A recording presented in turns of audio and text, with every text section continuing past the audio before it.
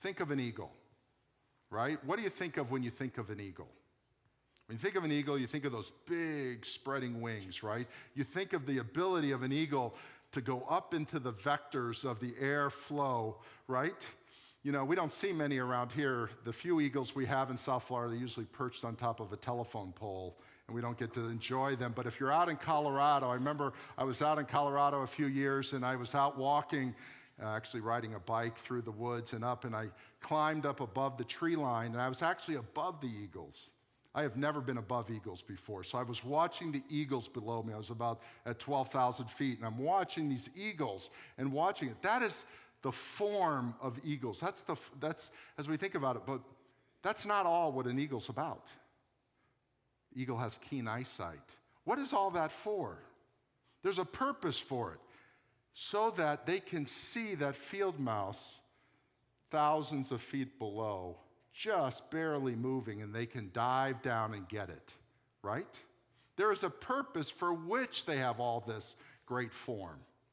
Think of your home for a minute. Have you ever thought of your home? Just think of a house. You may live in an apartment or a condo or trailer, whatever it is, but just think of a house for a minute. We got a foundation, that's a form. We got walls, that's a form. We've got windows, we got roof. Only recently, and there's some people who have lived here where plumbing was outside, but now it's inside. Where kitchens were outside, now they're inside. Where we have locked doors. Why do we have all that form in a house?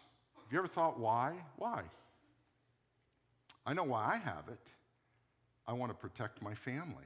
That's the purpose of the house. I want to provide for them a bedroom to sleep in. That's the purpose of the house. The purpose of the house is not the lock. The purpose of the house is not the kitchen. The purpose of the house is not the roof. Those are all forms to perform the purpose behind having the house, which is to raise my family inside that form.